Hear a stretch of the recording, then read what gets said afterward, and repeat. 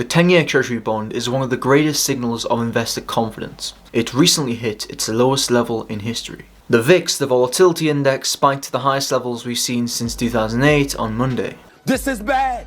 This is very bad. So it ain't looking too good. Let's start off with coronavirus and the narrative that this is the Black Swan event of our time. It's going to shut down not just how, countries work, cities work, but borders, and it's going to be something that we haven't really seen in a very long time. Now, the virus is just the accelerant to the warning signs that have been there for many months. Of course, we had the yield curve inversion as the explicit warning. Yes, of course, there will be issues with supply chains because of the coronavirus, and based on the viral coefficient of this thing, there will be a significant number of deaths. However, in my opinion, the coronavirus just offers a convenient excuse to the masses and distracts from more underlying and deep-rooted problems. Since 2008, we've had central banks printing trillions, and we've discussed before how à cause de l'effet cantillon, money creation itself increases inequality by fueling asset price inflation. We've also had a splurge of stock buybacks. This is corporations buying back their own stock, with stock buybacks being the main source of demand on the buy side for equities. As well as this, we've seen record levels of corporate debt, which instead of being used to invest in the real world economy, has been used to finance stock buybacks. As well as this, because of this asset price inflation, we have seen record wealth inequality. As well as this, we've also had the recent phenomenon of a lot of CEOs resigning. Now, imagine you were a CEO and you were in your 60s. You were making millions of dollars every year, and you had a bonus which is dependent mainly on stock performance.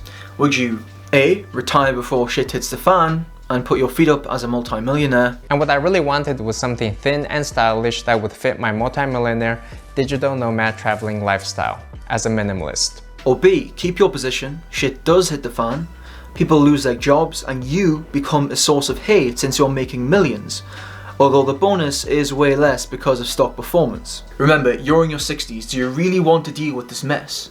Bob Iger is a high-profile case, and he did a fantastic job at Disney, but it was out of the blue. The resignation was out of the blue, and this is the case for a lot of high-profile CEOs recently, and this is an indication that things are about to get messy. It's important to focus on what people do and not what they say. For example, Warren Buffett is sitting on a lot of cash at the moment, and big corporations generally are sitting on a lot of cash, ready to buy up the blood on the street. We also had the repo mess, with the Federal Reserve Bank of New York announcing that it has increased the daily overnight repo operations upper limit to $150 billion from $100 billion, and the 2-week operations on March 10th and March 12th to $45 billion from $20 billion. Now, this repo situation could potentially hint at structural problems. The Bank for International Settlements, which is the central bank for central banks, indicated that the repo crisis was fueled by big banks and hedge funds. Now, regarding hedge funds, there is a big problem with regards to how over-leveraged some hedge funds are. I've never run, this is the thing, by the way, can I just say something? I've been meeting a lot of great folks the last 3 days here. Every time I come to New York, I meet some of the best hedge funds, and one of the things that really struck out to me this time around is how levered everybody is.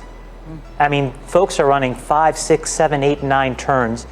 If they're actually running something that's more liquid, like a typical macro strategy, they're running 12, 13, 14, 15 times levered. So in conclusion, we've had non-stop continuous quantitative easing for the last 11 years, we've had low interest rates, we've had stocks way overvalued relative to any reasonable price to earnings ratios. We've also at the same time had a stagnation of real wage growth. We've had a skyrocketing of costs for healthcare, education and housing. And we've also had specific tax cuts for corporations. So overall, not too good for the average person. For more compounded valuable content, subscribe and like.